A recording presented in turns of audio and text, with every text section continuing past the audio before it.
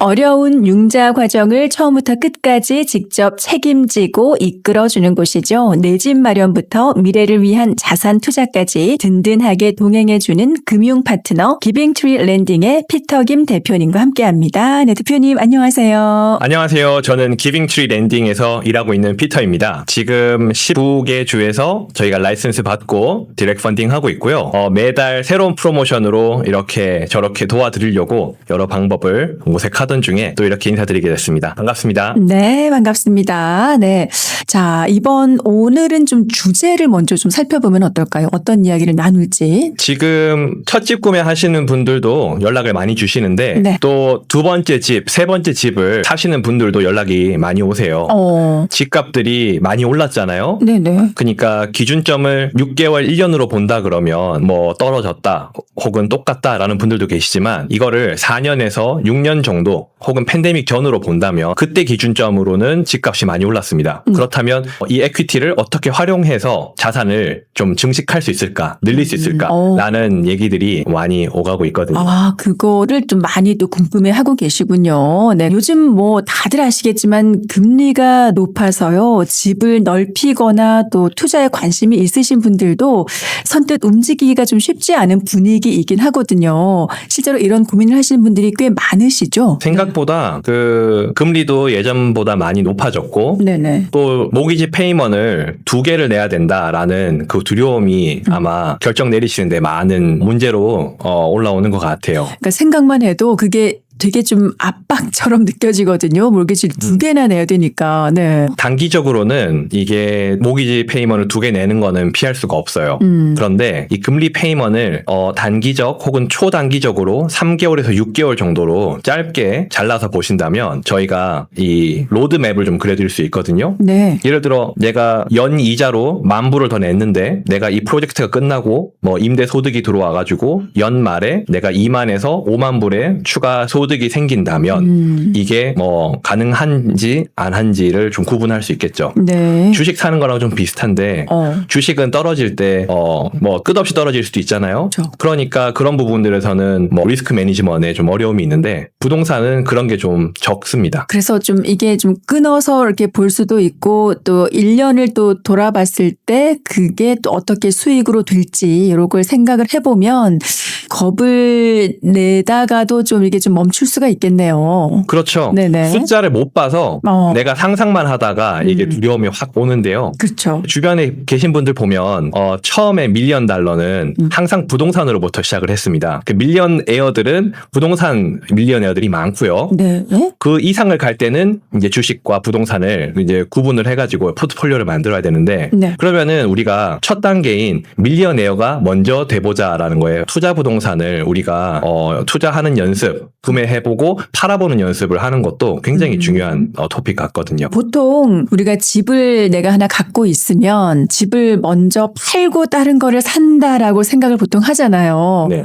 근데 이게 꼭 정답이 아니라는 거네요. 제가 2%, 3%대 이자를 갖고 있는 거주용 집이 있다면 네. 이거를 팔고 6%, 7%의 이자를 새롭게 받는 것보다 이거를 그대로 두고 임대 소득을 기대를 한다면 거기에서는 캐시플로우가 나올 거예요. 네네. 그러면은 저희가 새롭게 살 집에서 예를 들어 다운을 적게 해가지고 들어가 살든가 아니면은 렌탈 페이먼이랑 임대 소득이랑 비슷비슷한 매물을 찾아가지고 일부러 좀 저렴한 데를 좀 들어가 보는 거죠. 사보는 거죠. 100만 불짜리 처음부터 사는 게 아니라 30, 40만 불짜리를 사가지고 네. 이거를 30에서 40만으로 올려보는 연습을 우리가 해본다면 거기에서 이제 좀 더 이길 수 있는 확률이 높아지지 않을까 하는 거예요.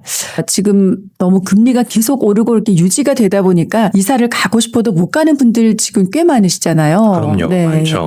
이 집을 팔고 가기는 너무 부담이 되니까 그런데 접근을 다르게 하면 방법이 있는 거네요. 방법이 있습니다. 네네.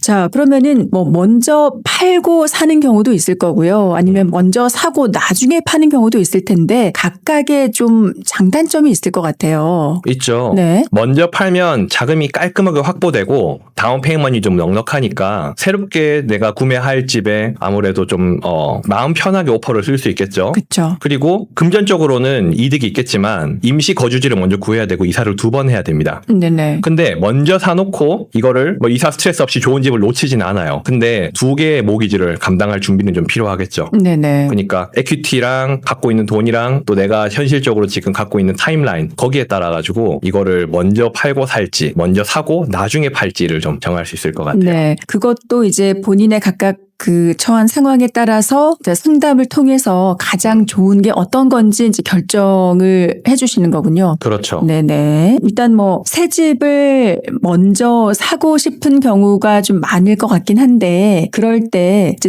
소득 증빙이 굉장히 중요하잖아요. 근데 그렇죠. 이거 할 때 좀 주의를 해야 될 점이 있다면 아니면 준비를 해야 되는 게 어떤 게 있을까요? 대출 상품이 두 가지로 나눠져요. 네. 세금 보고를 사용하는 대출 상품이 있고요. 세금 보고를 쓰지 않는 상품이 있는데요. 이 두 페이먼이 만약에 겹치면 부채 비율, 이 뎁 투 인컴이 올라가는 건 맞는데요. 이 기존 집을 임대로 돌릴 거면 조건이 잘 맞는다면은 그 내가 떠날 집, 임대로 돌릴 집의 소득의 일부를 소득으로 인정받을 수가 있습니다. 세금 보고를 안 쓰는 대출을 쓴다면 임대 소득만 가지고 대출 승인을 내는 프로그램을 쓴다면 뎁 투 인컴이 안 맞더라도 저희가 원하는 새 집을 살 수 있겠죠. 네네. 이게 충분히 증빙 가능하고 그렇게 되면은 가능하다라는 거네요. 그렇죠. 네네. 근데 현실적으로 좀 브레이크다운을 나눠보면 50만 불 이상의 집은요. 네네. 캐시플로우가 안 나올 겁니다. 그러니까 임대소득이 아무리 비싸봤자 네. 3,500, 4,000불 만약에 간다면 모기지 페이먼이 4,000불 언더로 돼야 되니 네. 다운 페이먼은 30에서 40% 이상을 해야 될 것이고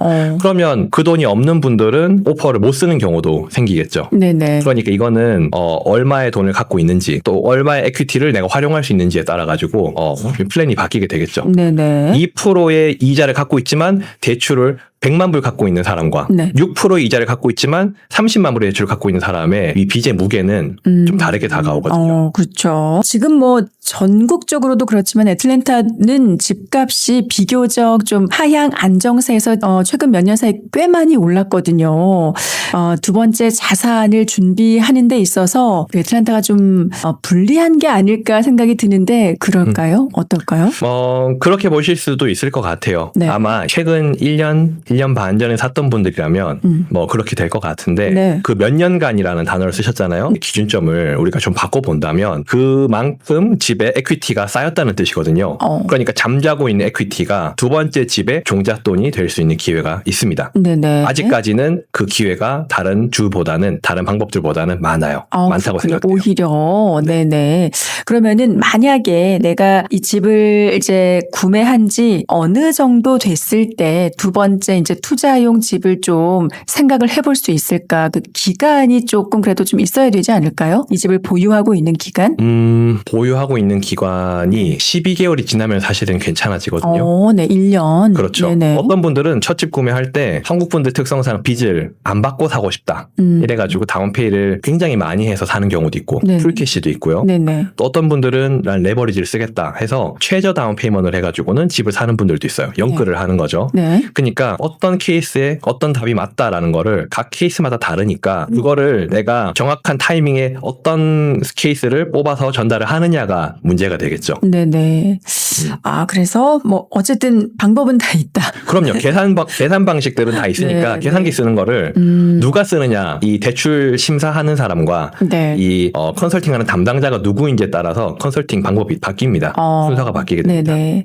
이 말씀을 들으니까 이제 상담 받고 싶어지는 그런 마음이 들기도 하는데 기존의 집을 너무나 좋은 금리에 갖고 계시는 분들이 꽤 많으신데 요거를 그대로 두고 말씀하신 대로 이 에쿼티만 꺼내 쓰는 게 가능하다라고 말씀 주셨잖아요. 네. 그런데 이게 캐시아웃 재융자와는 어떻게 다른지 요 설명을 좀 부탁을 드릴게요. 캐시아웃 재융자는 기존의 낮은 금리를 되갚고 새로운 금리로 돈을 많이 빼는 거를 캐시아웃이라고 하는데요. 네. 제가 첫 번째로 추천드리고 싶은 거는 이제 힐락과 힐론입니다. 힐락은 마이너스 통장처럼 집을 담보로 돈을 빼는 거고요. 네. 힐론은 단기간에 정해진 기간 동안에 목돈을 한 번에 빼는 겁니다. 네. 이자는 발생하는 대신에 이제 이자가 조금 더 싸고요. 네. 힐락은 금리인데 K론은 이제 고정금리입니다. 네. 그러니까 저희가 보통 인베스트먼트 그 계산을 할 때는 프로젝타일 인컴 베이시스를 보거든요. 무슨 말이냐면 내가 얼마를 돈을 빼고 얼마의 임대소득을 받으면 이 부동산이 얼마의 캐시플로우가 생긴다라는 이런 차트가 있는데 거기에서 고정금리를 쓰게 되면은 저희가 임대소득이 어떻게 올라가면서 내가 에퀴티가 얼마나 더 쌓여가고 얼마의 캐시플로우가 더 생긴다라는 게 한눈에 착 보여집니다. 그러면 네. 3년 플랜, 5년 플랜이 고정 이자를 쓰게 되면은 바로 보이는 거예요.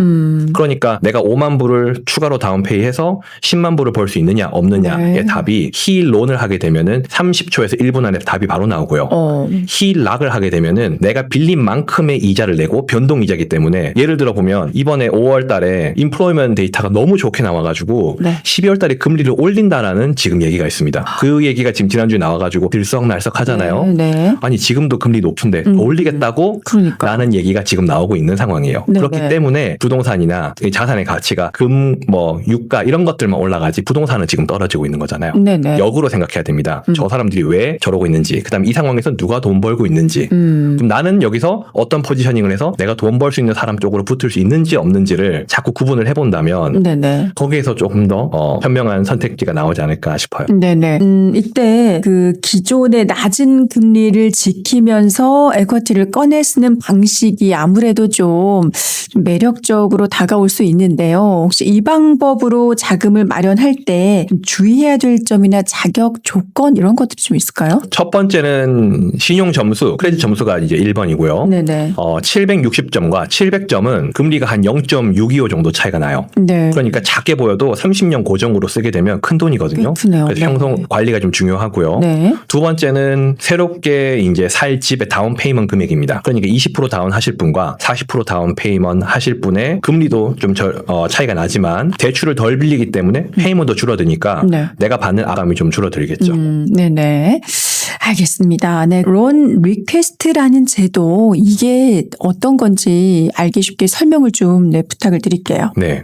많은 분들이 이 리퀘스트 옵션이 있는 줄 모르고 계세요. 네. 원래는 금리는 그대로 두고 원금의 목돈을 한 번 크게 갚으면은 월 페이먼이 재계산돼서 낮아지는 거거든요. 네. 그러니까 정확하게 말씀을 드리면 모기지를 내는 그 회사를 모기징 서비싱 컴퍼니, 서비서라고 부르거든요. 그 회사에 우리가 원금으로 얼마를 갚겠다라고 얘기를 하면 그 사람들이 이 사람이 이 돈을 갚았을 때 유리한지 안 한지를 우선 잡아주고요. 네. 그 다음에 여기에서 뭐 대출 회사를 통해서 수수료를 내는 게 아니라 서비싱 컴퍼니한테 새로운 레코딩 피, 내가 대출 금액을 얼마 낮췄으니 이제 빚진 돈은 얼마 남았다라는 것만 레코딩하고 페이먼이 다시 계산이 되는 거니까 뭐 대출 회사한테 재융자를 해서 감정 새롭게 하고 그 다음에 수수료 내고 하는 과정 자체가 생략이 된다는 뜻입니다. 그리고 또 잠깐 말씀해 주셨지만 좋은 조건으로 융자를 받기 위한 조건, 뭐 첫 번째가 크레딧 점수가 아닐까 하는데 이게 맞을까요? 그렇죠. 네네. 점수가 무조건 좋아야 되고 네, 무조건.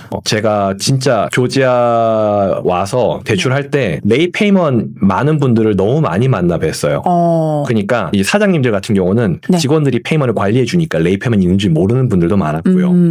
또 어떤 분들은 영어가 부족하니까 아니 불편하니까 막 그 톡톡 전화가 오는데 네. 스팸 전화인 줄 알고 다 무시하다가 네. 신용 점수가 박살이 난 경우도 봤고요. 그래서 그런 부분들을 먼저 잡아놓고 신청을 해야지. 많은 분들이 내가 먼저 집을 봐놓고 집을 좋아하고 나서 페이먼을 보니까 네. 너무 막 디스커러지가 센 거예요. 아하. 난 6% 이자 생각하고 신청했는데 그쵸. 전화 받아보고 서류 보내보니까 7.5% 막 이래버리니까 기분이 나쁜 거죠. 근데 그런 케이스가 너무나 많았어요. 그래요. 그러니까 이게 확인을 하기 전까지는 그게 뭐 레이트 피가 이렇게 영향을 준다는 것 사실조차도 모르고 계시는 분들이 많으신 것 같아요. 네. 그리고 또 보통 집을 사기 직전이나 또 융자 심사 중에 절대 하지 말아야 될 것들이 있잖아요. 크레딧 관리할 때 주의사항. 그렇죠. 네. 이런 거 굉장히 중요할 것 같아요. 주의사항들 있죠. 네. 라지 디파짓을 넣지 말아라라고 보통 많이 얘기하는데 네네. 그 라지 디파짓의 정의는 내가 버는 소득의 50% 이상이 되는 돈을 라지 디파짓이라고 정의를 합니다. 네네. 5,000불을 버는 분이 2,500 이상의 다운페이를 한다면 동네 출처를 확인해야 되고요. 그 다음에 크레딧 리포트를 뽑고 나서 대출 심사를 받았어요. 그러니까 조건부 승인을 받았는데 키를 받고 나기 키를 받기 전에 네. 뭐 크레딧 카드로 뭐 가구를 사고 노트북을 사고 막 이런 분들이 많아요. 네. 근데 이게 타이밍이 잘못 맞으면 그 빚이 마지막 심사를 할 때 뜨는 경우들이 있거든요. 그러니까 대출 신청하는 분 외에 다른 분의 명의로 그런 페이먼 관련된 것들을 정리해 놓으면 좋고요. 네. 네. 이 돈을 보내야 될 때 기프트를 받잖아요, 저희가. 네네. 이제 가족한테나 뭐 이렇게 친지 통해서 돈을 받을 때 잘못 받는 경우도 있어요. 그러니까 정식 루트를 통해서 뭐 변호사 사무실에 보낸다거나 네. 대출 신청하는 분 어카운트를 받아가지고 이제 증빙을 해가지고 보여줘야 되는데 10,000불 룰에 안 걸리려고 9,000불, 8,000불로 쪼개서 네. 10분한테 나눴다가 네. 돌려받고 막 이런 식으로 스스로 이렇게 창의적으로 만들다가 네. 프로세싱 기간이 3초, 5초, 10초면 끝날 거가 5일, 10일이 걸리는 경우도 있습니다. 왜냐면 그 은행들마다 전부 다 베리피케이션을 해야 되거든요. 그러니까 귀찮아지는 거죠. 그렇죠. 안 되는 건 아닌데 거기서 10개 중에서 9개만 제출이 되고 네. 마지막 1개가 미싱이 되면 조건부 승인 단계에서 최종 승인 단계로 넘어갈 수가 없습니다. 네. 그런 불편한 경우도 사실 있었고요. 네. 이게 사실 모든 게 이제 끝까지 스무스하게 진행이 돼야 되는 건데 충분히 그렇게 할 수 있는데 이렇게 하면은 괜찮을 것 같아서 하셨다가 오히려 일이 좀 더 지연되고 꼬이게 만들 수 있다. 그럼요. 네. 그리고 뭐 새로 신용카드를 만들거나 신용카드를 또 클로징하거나 이런 것도 영향이 있나요? 영향이 있습니다. 크레딧 카드를 클로징하면 점수가 급격하게 떨어지고요. 리볼빙 뎁이라 그래서 라인 리밋에 그다음에 내가 쓰고 있는 그 비율에 따라 가지고 점수가 영향이 오고요. 네. 그다음에 트레이드라는 히스토리라 그래서 이 어카운트가 오픈되고 나서 몇 개월 몇 년이 지났냐 그리고 페이먼트 히스토리가 좋았냐에 따라 점수에 영향을 주는데 이 멀쩡한 좋은 어카운트가 클로즈가 되니까 네. 점수가 떨어지는 거죠. 근데 거기에 변수가 있습니다. 네네. 자동차 리스나 파이낸스 같은 경우는 라이프 오브 더 론이 데드라인이 딱 정해져 놓은 빚이거든요. 네네. 그런 것들은 갚을 때마다 점수가 올라갑니다. 그러니까 신용카드를 클로징하면 점수가 떨어진다. 네. 그 외에 만기가 정해진 빚을 갚는다라는 점수가 올라간다고 단순하게 두 개로 생각을 해주시고 네. 그 외에는 뭐 변수가 뭐 아메리칸 익스프레스 카드 같은 거 네. 그런 거는 이제 내가 빚을 갖고 있는 금액만큼이 이제 예비비로 없다면 이거는 디렉트 hit을 받아가지고 얘네들은 밸런스를 맞추는 게 네네. 변수도 몇 개 없습니다. 네. 네네. 시간이 좀 허락되면 더 길게 얘기할 수 있지만 네. 최대한 짧게 이 정도 설명할 수 있을 것 같아요. 크레딧 관리 주의사항 좀 짚어주셨고요. 그리고 중요한 게 또 듀데이 넘기지 않는 거겠죠. 그거 뭐 하루 이틀 이런 것도 다 영향이 가는 건가요? 데드라인이 15일까지인데요. 15일 당일날 내는 거예요. 네. 그러니까 스테이트먼트로 보면은 15일 날에 레이 페이먼이 붙는다라고 했다가 또 리펀드를 받는 경우도 있어요. 그래서 일부러 그걸 맞춰서 내는 분들이 있고요. 네네. 또 어떤 분들은 15일 날이 스테이트먼트 밸런스 업데이트 날인데요. 1일 날 갚는 거예요. 그러니까 네. 2일부터 14일까지 또 빚이 쌓이니까 나는 매달 페이오프를 하는데 왜 젤로 밸런스가 안 뜨고 왜 1,000불이 계속 뜨냐. 네. 점수가 어떻게 1년이 지났는데 700점을 못 벗어나냐 하는 분들은 그 어카운트마다 업데이트 밸런스 데이트가 있거든요. 네. 그날 바로 직전이나 그날 당일날에 이 풀 페이오프를 하시면 쪽으로 650점짜리 손님이 800점이 되는 손님도 제가 뵀어요. 그래요? 35일 만에 그렇게 업데이트된 경우도 있었거든요. 의도적으로 이렇게 내가 가진 돈을 어떻게 포지셔닝 하느냐에 네네. 따라서 결과가 완전 달라집니다. 이게 그냥 그 듀데이트 안에만 내는 그런 단순한 거 외에도 크레딧 점수를 올리려면 그런 방법을 통해서 네. 이렇게 너무 빠른 단기간에 빨리 오른 것 같은데요. 그분 같은 경우는? 예, 이거를 그것도 Rapid 가능하네요. Restore,라는 걸 써서 돈을 여기서 추가로 주잖아요. 그러면 3일 안에도 업데이트할 수 있습니다.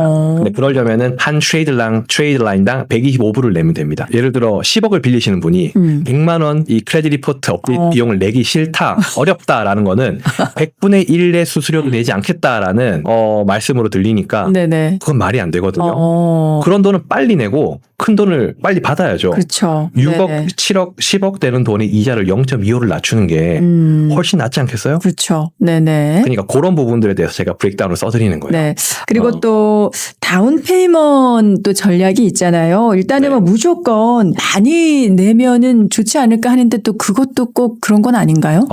신용 점수를 기준으로 하고 760점이라고 만약 기준을 놓는다면 네. 2년치 세금 보고 쓰는 분들은 3% 다운을 하나 40% 다운을 하나 이자가 그렇게 차이가 없습니다.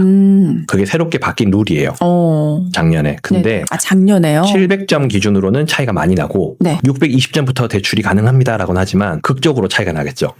그런데 첫 집 구매자고 뭐 귀넷 카운티 경우 월급이 10,000불 언더다라는 분들은 620점에 3% 다운을 하더라도 네. 50% 다운을 하는 분과 이자가 똑같습니다.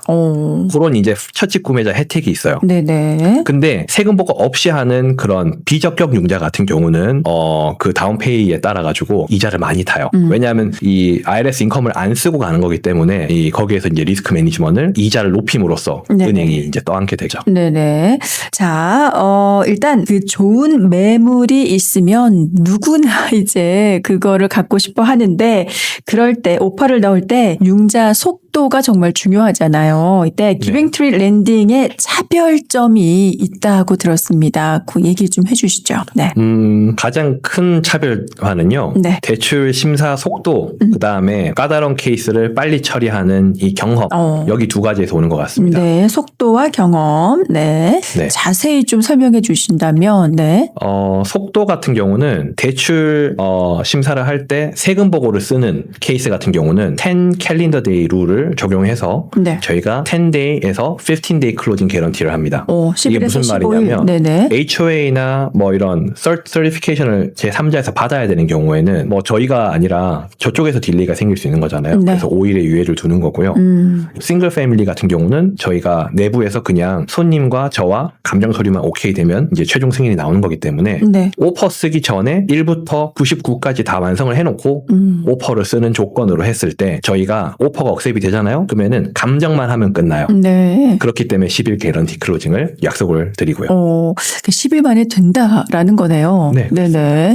저희가 대출 시작하고 나서 여기 교재에 계신 수십 년 하셨던 분들이 어떻게 비하겠냐만 대출 케이스 클로징 넘버로 계산을 해보잖아요. 네. 팬데믹 때부터 최근 5년간 딱 잘라서 비교를 해본다면 제 개인적인 저희 회사의 전체 볼륨이 다른 어떤 개인이나 회사 여기 있는 로컬 회사들보다 압도한다고 자신합니다. 네네. 그렇기 때문에 제가 다양한 스터디 케이스를 통해서 된다 안 된다를 이제 빨리 말씀드릴 수 있으니까 거기에서 오는 차별화라고 보시면 됩니다. 네네.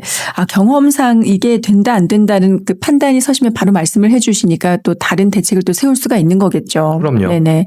그리고 대표님이 또 2025년 작년이죠. 미국 전역 대출 전문지 스카치맨 가이드라는 게 있는데 여기서 전국 41위를 기록하셨어요. 이게 어떤 의미일까 싶은데 이게 굉장히 정말 의미가 있는 숫자잖아요. 그렇죠. 네, 자랑을 좀 저희들끼리는 해주시죠. 네. 네, 저희들끼리는 아는 네네. 건데 제 라이센스 넘버가 14번이에요. 네. 그리고 저희 새롭게 이제 뽑은 직원이 27번인데 네. 저랑 저희 그 팀 멤버의 라이센스 텀이 1.7 밀리언 론 오피서가 있습니다. 사이에. 그 사이에 그렇게 많군요. 그러면은 네. 에버리지로 2.7 밀리언 론 오피서가 미국 전역에서 활동하고 있다면 네네. 넌 QM 대출 중에서 제가 41위를 했다라고 이제 보는 거죠. 와. 그러니까 이제 클로징 개수나 볼륨이나 네네. 제가 앉을 자신이 있다라는 거예요.